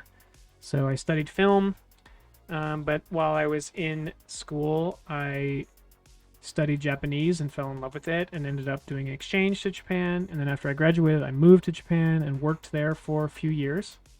Actually worked on a TV show in Japan. And I taught English first, then I worked for a TV show. Anyway, then came back to the States and got a job at Disney, like I just mentioned. Just kind of in the low, entry-level job, testing. And I was very lucky because that project, because I could speak Japanese, I was able to help out in a lot of meetings that normally the testers don't get to go to. And that got me kind of more exposure to other people in the company, and that got me opportunities kind of naturally to move from tester to like an associate producer or assistant producer kind of job. And then eventually I got an opportunity to become a designer. And I went to one of the studios that Disney owned at the time, and was a designer on several games. Came back to California and then started working on mobile games at Disney, because my personal game, Jellycar, had become a Disney game, and they made Jellycar 2, Disney Mobile did, with my input, but I didn't make it. And then I got the opportunity to officially transfer over to Disney Mobile, and we started a game dev team inside Disney Mobile, and we made Jellycar 3, and then we made Where's My Water, which was our big hit game, and then we made a bunch of follow-ups to Where's My Water, and then everything switched to free-to-play games, and so I slowly kind of got more and more senior at Disney during that period. And so I went from being like a designer on some games or coder. I've always been kind of a hybrid, so I always write code on all the games, but I've never officially been a programmer. And so anyway, went from being like, yeah, Where's My Water? I feel like I was one of the key creators of that game to being more like, oh, that game, Disney Emoji Blitz. I was involved in that game, but I wasn't a core member of the team. I was in a leadership role. So I kind of helped that game happen, but I didn't make it. You know what I mean? And then I had a stint at Universal with a similar job. And then Universal decided to downsize and did a bunch of layoffs, and I took that as an opportunity to maybe try and become an indie. And so then I've released my first game, Pro Gymnast, which you can see over there, which is on Steam right now. And then I have another game that I've been working on that my student knows about, but nobody else does, which I'm very excited about. It's like a console game that'll be coming out next year. Once it's like revealed and stuff, hopefully I'll be able to talk about it more on stream. But for now, it's wrapped in secrecy. And then pretty soon I'm gonna start working on my next Wallaber game after Pro Gymnast, and I'm still trying to work out exactly what that's gonna be. But I do intend to stream most of the development of that game. I really enjoy dev streaming, so I certainly want to keep that up. And it's actually kind of a bummer that the other game I'm working on I can't. I don't know if "can't" is the right word, but we have an opportunity to reveal the game, and so we're keeping quiet about it until that reveal happens. Okay, confetti color A, confetti color B. So now what we're going to do, so now we've got these defined, you'll be able to specify them in the palette. And if we go look at here in the project, if we go look at streaming assets, we have some different palettes here, like this one. Yeah, this one. And so now we can say that there's also now confetti color A, color B. And so real quick, I'm just going to define some colors. I have a plan actually for how I want to make this palette system better. That's going to be cool and pretty easy to do. I don't know if I probably won't get to it today. I have a feeling once we get the color working for the confetti here, that's going to be my stopping point for today. So let's just pick just like 2 rando colors here from this just to test. So we have that one. Let's grab this one. Okay, so ice cream's the only one that's going to have these defined for right now. And then what we got to do is we got to figure out how to... So on this... Yeah, so we're going to add a script. We have a thing on here called use color from palette, but we're going to add one to our confetti thing. So we're going to have a script called set confetti colors from palette. Okay. So basically all this is going to do is, let me show the other script that works similarly. I don't know why I just hate having like all these windows open at the top. So I like to close them all down every now and then, just like mentally throw away all that stuff. Okay. And let's look at set colors, not this one. Use color from palette. So the way this thing works is on start, it like says what palette do you want to use, and then it sets colors on stuff. So we're gonna do something very similar here. So in this case, we know the colors we want to use. We just need a reference to confetti system. So that's our confetti target. Okay, now here's going to be something interesting, because I don't know if I've got this set up like this. Okay, part list. Oh, cool. Okay, so what we can do is for each confetti system dot confetti part def in confetti target dot part list part def dot color range as a gradient. Okay, so we need to make a dynamic gradient. I think maybe what we'll do here is we'll build one once, and then we'll just assign it to all 3. So I've never actually tried making a color gradient from code, so let's see how we do this.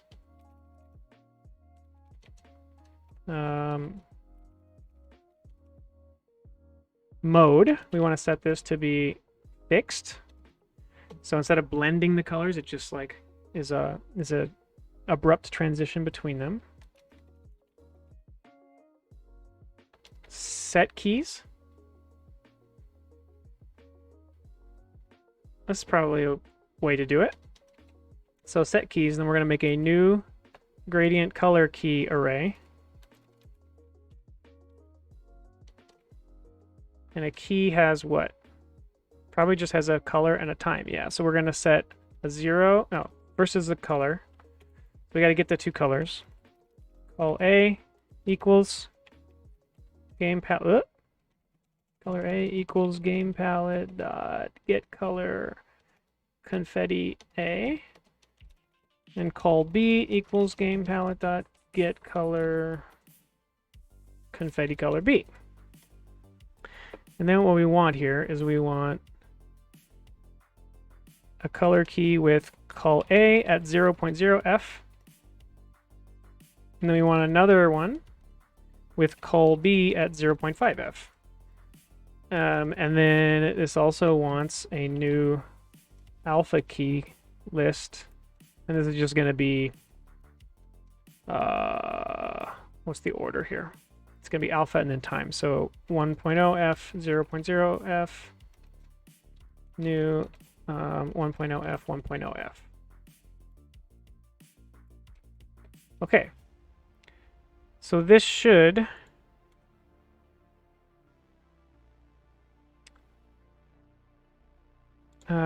let's do it like this.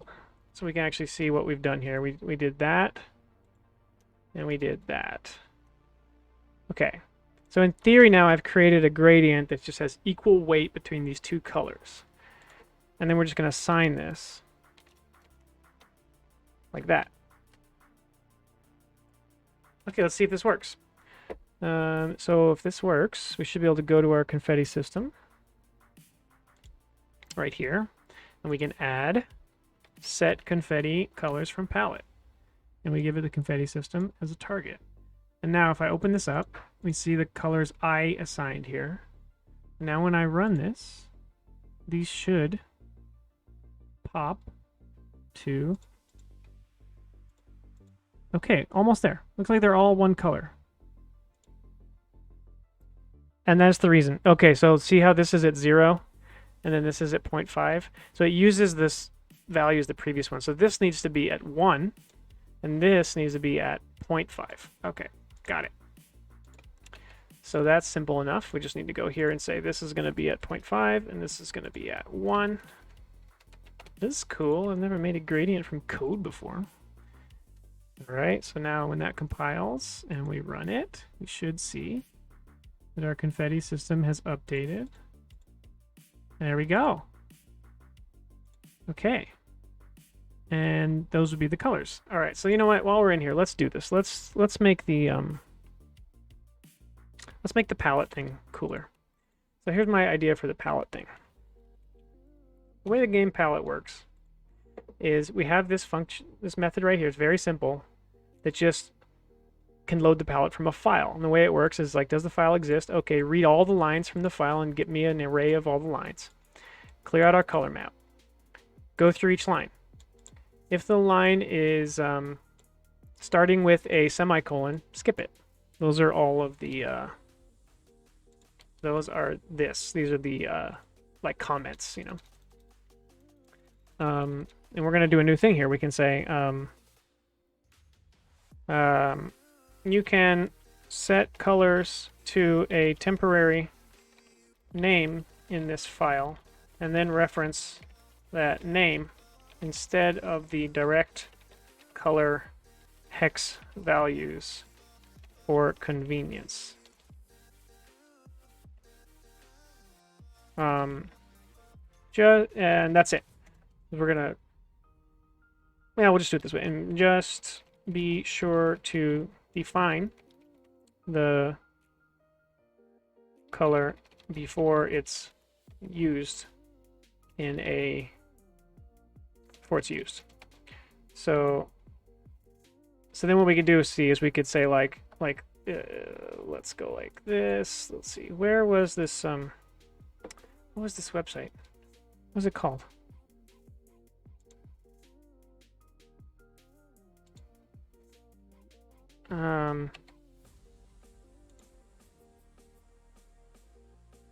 What was the name of this thing? The palette website I was using. It was...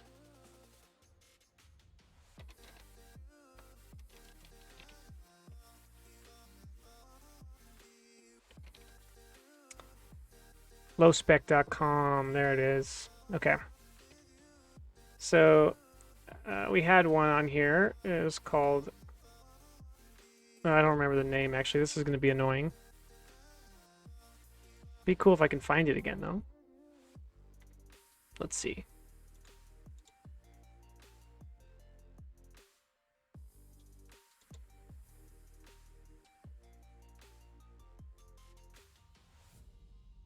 Oh boy. I should have logged the name.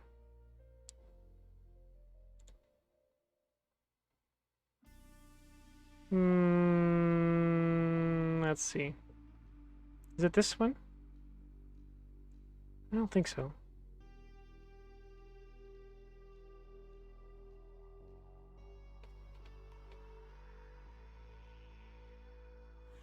Ooh, I like this one.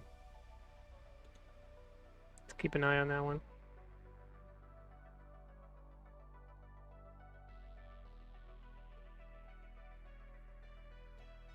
I might just have to open up Photoshop.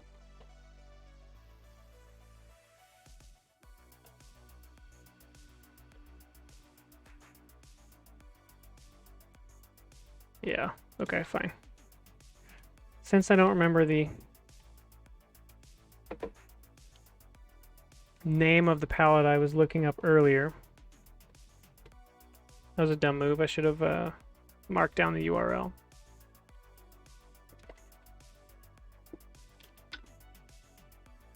But the basic idea is I want to... So when you're setting up the palettes for the game, one thing that's annoying about it is like you just have all these like hex values everywhere and you can't even like remember what they are. And so I want for you to be able to like, you know, have one called like, you know, like set a name for things and then just use the names down here. So we're going to grab, for example, the colors in this palette and we're going to go see what they are. Okay, there we go. So we got this color.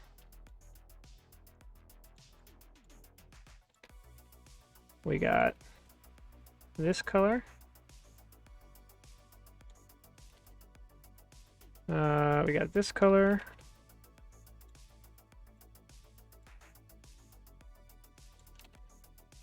And I think we have this one.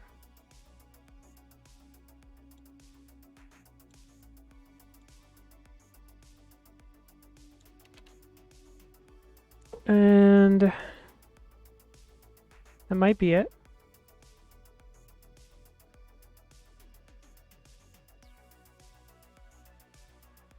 One, two, three, four. Go over here then. Was this really a 4-color palette?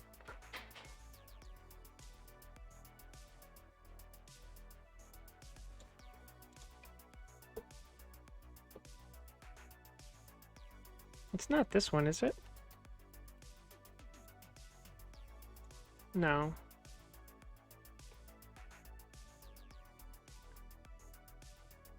I don't think it's that one.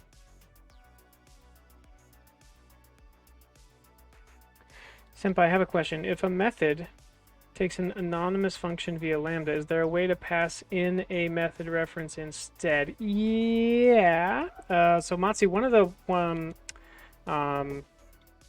examples of that I like to do a lot. Let me see. Do I have an example of that in the? Yes, I do. In this project. So if you look at like, oh no, not that.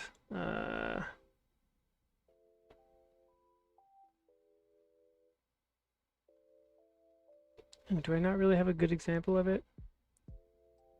I thought I did in this project. Let me think here. Do I have one on this?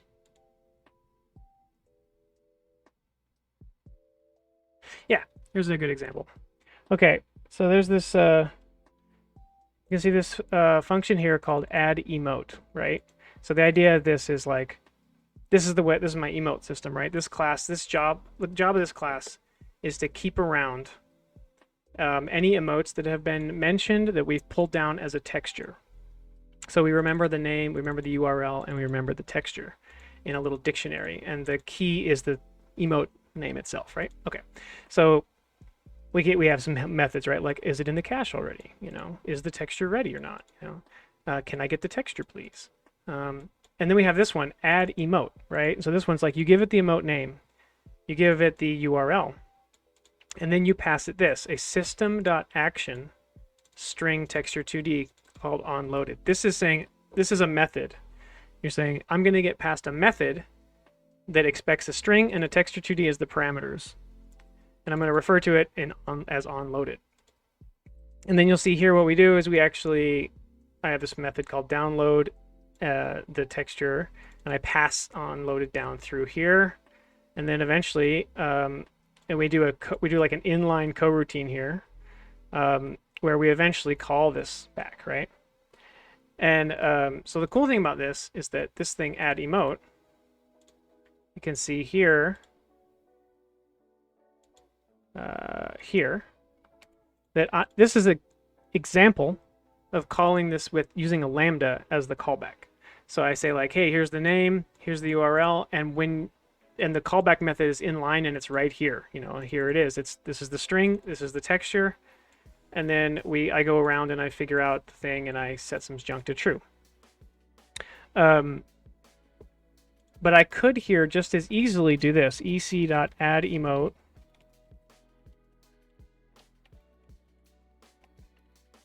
And instead pass in a method name here, like, you know, got texture or whatever. And then down here, if I had, you know, private void got texture string name texture 2D or whatever this was looking for, text, you'll see that this will be happy now. So this this one function with that system.action as the parameter it's looking for will work if you just give it a method that matches that signature, or you can just put in an inline lambda as your callback, which is pretty sweet. And system.action,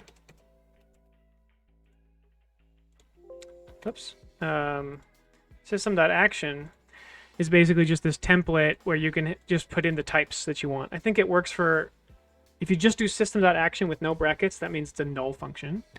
And then you can have up to 4 parameters, I think. If you need a function with a return value, you can't use system.action, you have to use system.function. And then in that case, the first one is the return type.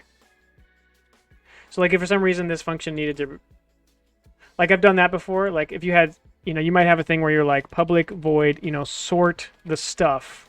And then you say, by the way, here's a, or like something like this, like this is going to return a list of integers or whatever, you know, and you're like, hey, you know, like filter the list. And you would pass in like a func, which is going to return a Boolean given an integer. And this is like the filter function or whatever. Or maybe here, okay, let's imagine that you also pass in a list of integers. So like full list. This is a dumb example, but full list. And do this. And then you could do a thing where you're like, cool, list int, you know, like return list equals new. And then you'd be like for each int in full list if filter function, for int I in the list, if the filter function returns true for this particular one, then return list.add I. Right, so this is a thing where you can be like, hey, give me a list of integers and then give me some function that will decide if a given integer should be included or not. And so this code is dumb. Like it doesn't know anything about the rules. It just knows its job is to like walk through and call this stuff. I think I've got that right. What's wrong here? Oh, have I got this wrong? I thought system.func, the first one was the return type.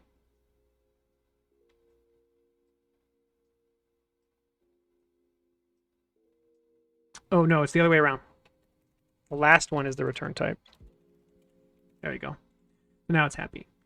So you can sort of see, Matsu, maybe like how, if you're still around. That was a long-winded explanation, but this is just another example where if you need a return type, then you use system.func, and the last one is the return type. So that's why here I can use this as I'm assuming it's going to return a Boolean, you know? Out of curiosity, why are you using the fully qualified type name for action and not import? Oh, no particular reason, helpful stranger. I have a tendency where if I'm not like using this like all over the place, I just type it out right in the spot where I need it, rather than doing using.system, because using system feels like, I don't know. Now I may have like name conflicts with tons of random junk. Matsu Makes, thanks so much for the gifting of the subs. You've gifted a total of 29 in this channel, and that is ridiculous. And now I don't have to get a sub for my student, because you did it for me. All you had to do was vaguely talk about some programming question you had, a C# question specifically, for a few seconds. So, once again, Matsu, your generosity is unparalleled, and I thank you very much. Thought the questions were pay to play. Yeah, no, they totally are. It's a sub for. I mean, I wrote you an example method. Okay, like that's top quality service right there. Okay, so game palette. So basically, what I want to do here, the way this thing works is it goes through all the lines. If they're a comment, skip them. Now we split the line with an equal sign. So we're trying to find the stuff before the equals and the stuff after the equals. If we found two things, which would be one thing before and one thing after, we're happy. And then what we do is we try to parse the first part. Where is it? We try to parse the first part as a name into our enum. We try to parse it into an enum value, which is all these values up here. So what I want to do is, if we fail, no, not right here. Right here. Use this as a temporary color label. So what we're going to do is inside this method, we're going to have a dictionary of type string to color. And this is going to be temporary. And we're going to call this color aliases.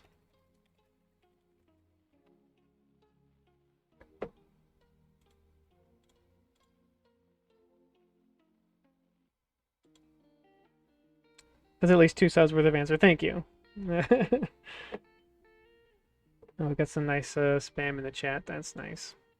Must really be trending in the science and technology category to get the spammers to show up.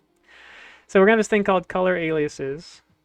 And then what we can do here is if we... and so what I actually want to do now is I want to do this in a different order. We're going to go like this. First thing we're going to do is we're going to parse the color. And then all of this can go inside here. Okay? And so then what we do is this. So now you can see what we do is like, okay, we got two things. The second one, is that a valid color? If so, can we turn the first one into our enum? If so, directly insert it. Otherwise, we're just going to say that parts, we're going to say color aliases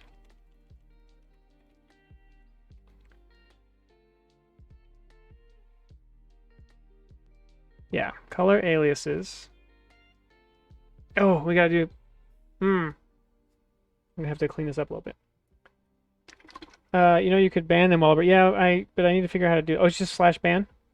Okay, thanks for the tip. I was looking like, where do I click to do stuff? /ban does it. Um,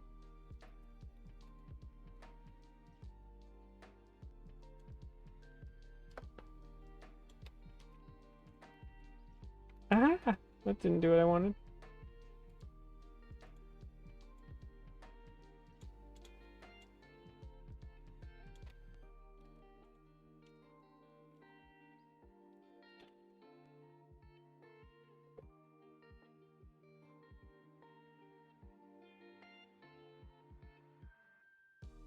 Okay. I think I did it.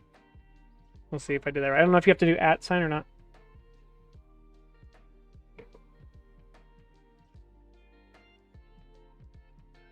Oh, well, okay. The message was deleted, so it looks like it worked. Thank you for the help there. Okay, so color aliases parts 0 equals C. But now we have to do the other side of this. The assignment side. Right? Yes. So really, okay. Let me think about this. Bool got color equals this.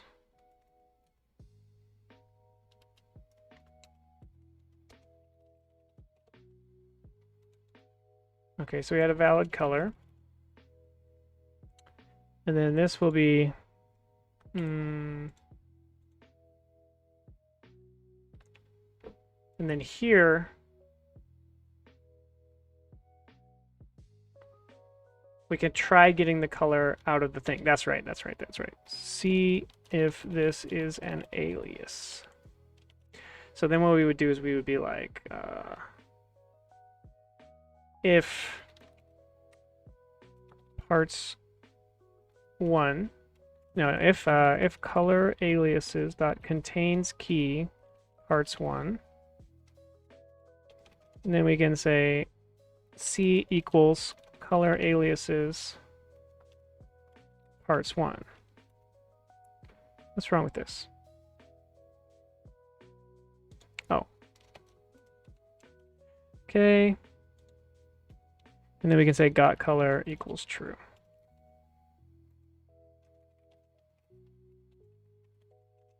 Okay, so that's so really what this should be is this should just be if not got color.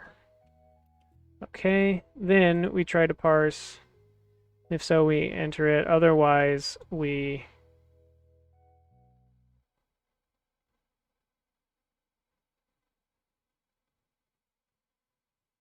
right. There we go. Okay, that should basically be the code.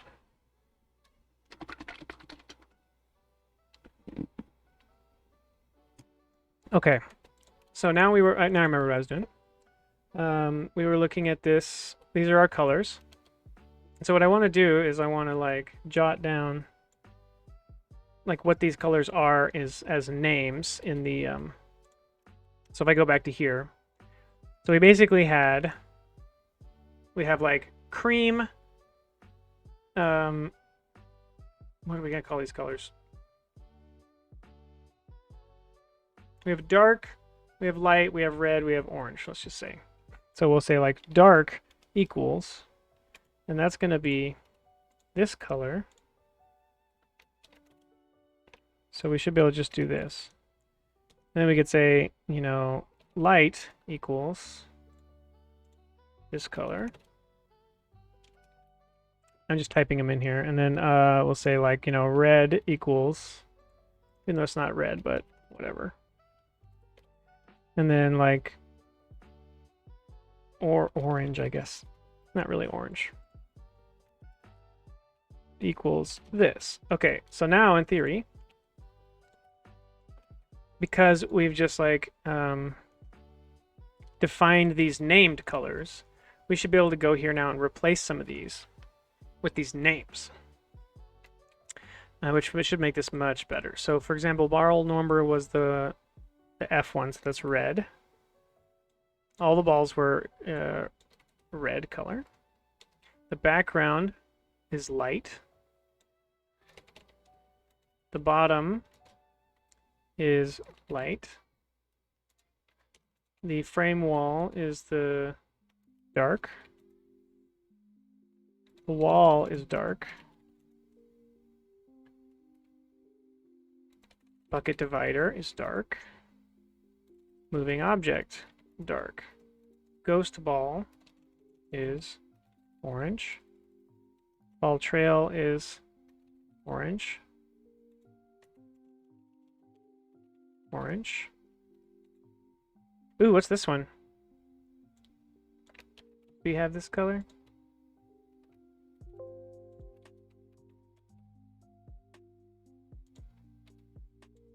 Yeah, it's the light color. Duh. Okay, so UI background is light. UI fill is red. UI frame is red. UI text is dark. Bucket indicator is orange. And the text is dark.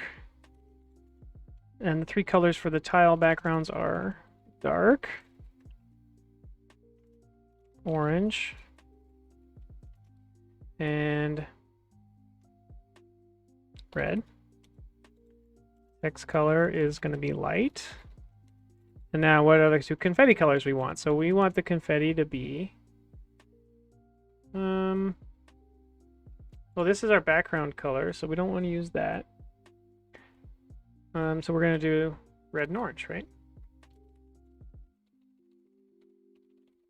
Okay, now we're going to save this, and we're going to go back here. And we're going to try stepping through this and make sure this actually works. Okay, so we're going to attach to Unity.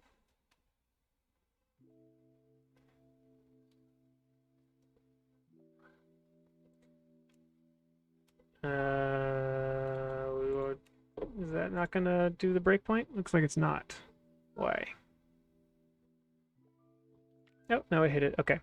So here we are. Okay, we're going through the lines. We got a bunch of commented out lines. We got some empty lines as well. These are all the examples. Almost done with those. Okay. We should have an empty line here. Yep. And then this should be our first...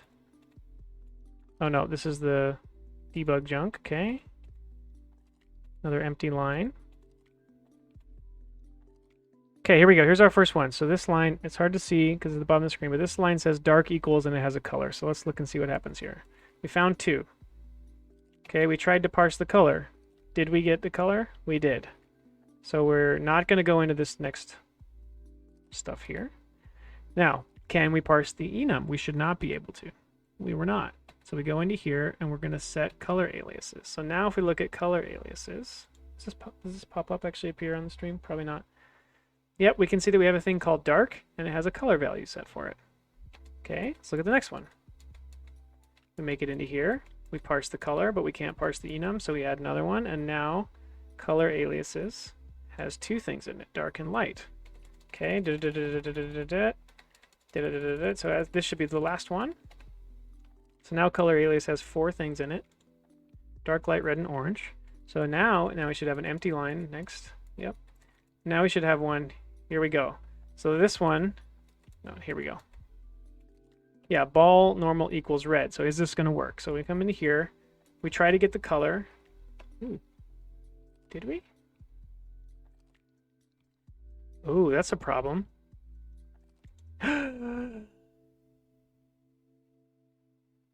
Color utility.tryParseHTML string looks like it will succeed if it sees things like the word red, because it parsed this into literally red, like R is 1.0 and G and B are 0. I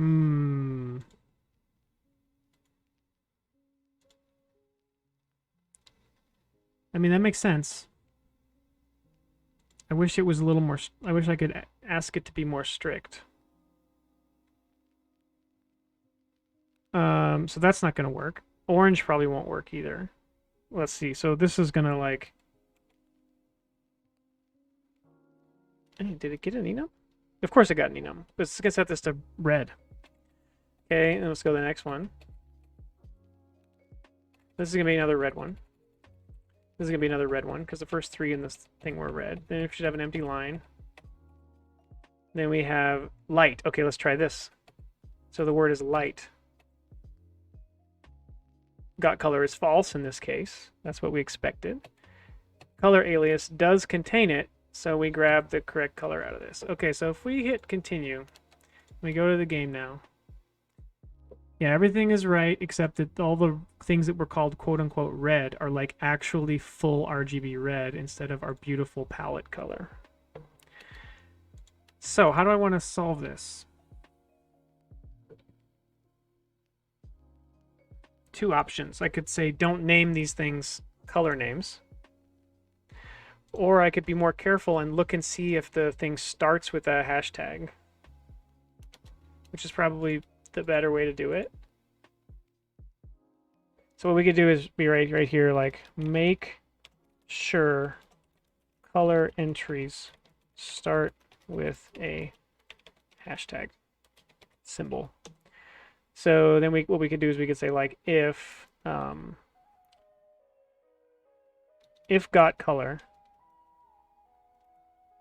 and parts 1 dot length is greater than 0,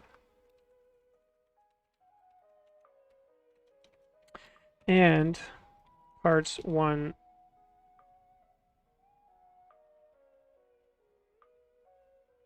0 does not equal hashtag.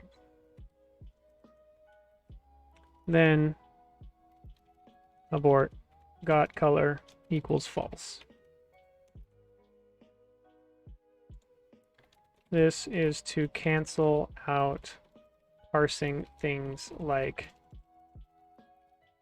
red or white into color values. Okay. I think that should work. So now if we run this,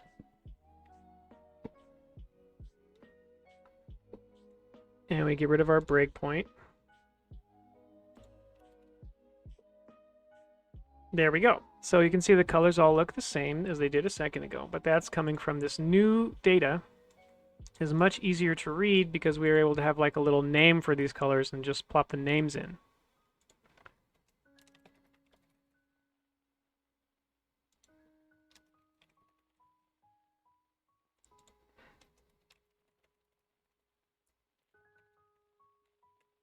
Okay, cool. And we should now have set our confetti to be the red and the orange, which they were already, but now we know for sure they are because they're coming from the palette settings. Okay, where's this going? This is going in bucket 1.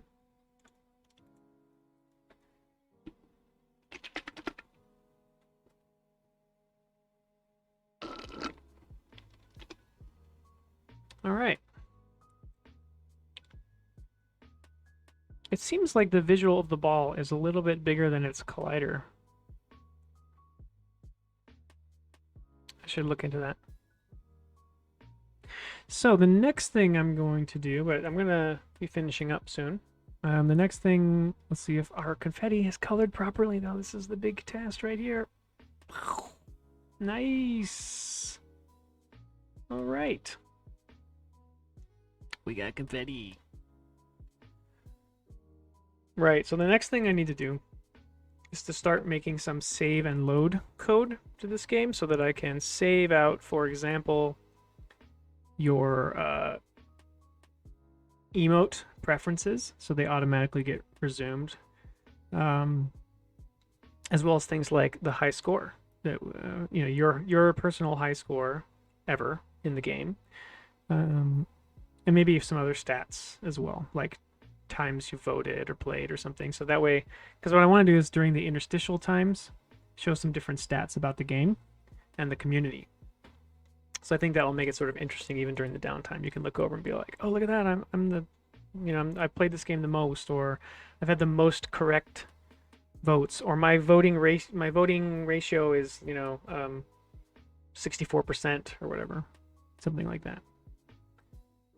Which should be cool. All right, pretty solid. Got a bunch done today. We brought in confetti from Pro Gymnast. We tuned it and added some special code to make the colors work based on our palette system. I don't know if I love how just like all the different confetti parts get the same coloring, but like it might look more deliberate if each part just had a single color. In which case I could define 3 confetti colors in the script and then let you select those. Which I think probably maybe is a good idea. I don't know. 2 colors is a little less interesting. Okay, so when we pick this game up next, which hopefully won't be too long from now, I'm still easing back into getting a regular streaming schedule going. So I'm going to try and get a little more specific with my stream times. But yeah, next time we come back to this game, it's going to be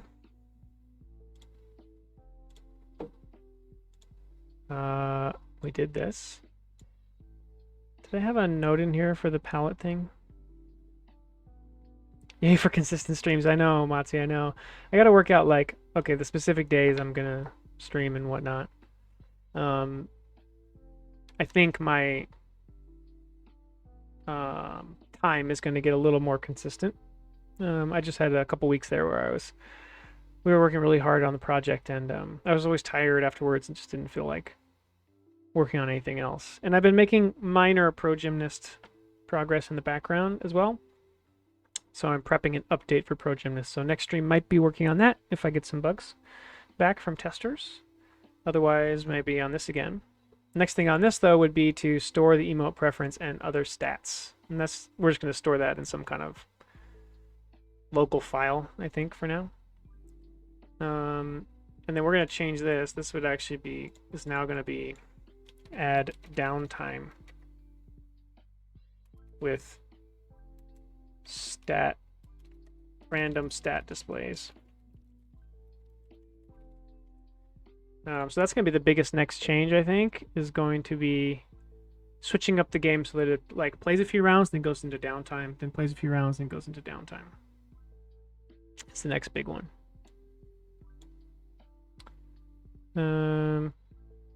Okay. All right. Let's see if there's someone streaming in science and technology we could go say hello to, or someone in general. Let's see. Does anybody know anybody that's streaming right now that we could raid? I see Adam C. Eunice, who I know has been working on a few different games and is really amazing pixel artist and animator as well.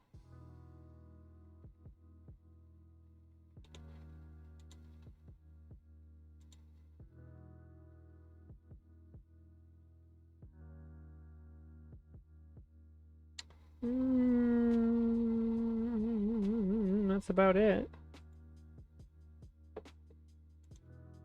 Let's see what he's up to. Ads.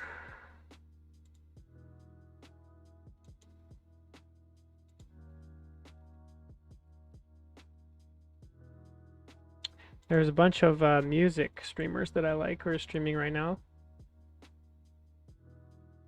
Like Laura Shigihara, P-Leaf. Those two are amazing. But let's try and stick with the Helpful Stranger. Who do you know that's up right now? Is it Auroral Games, perhaps?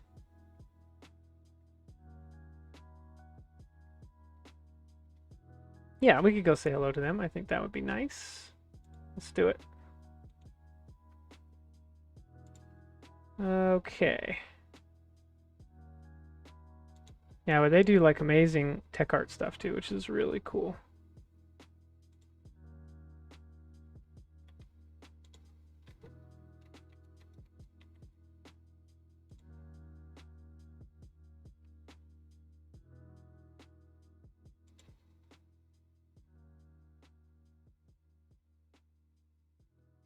Wait a minute. What's going on here? Oh, there we go. Okay, I had chosen the wrong thing. Raid is what we want. I don't know if I just sent people over there or not. Thanks everyone for hanging out today. It was super fun, and I really appreciate people stopping by, saying hello, and asking questions and participating. Like I said, I'm trying to get a little more back to consistency with my streaming. I'll try to set up my schedule actually properly on Twitch as well. But again, thanks so much for hanging out, and see everyone later. Bye.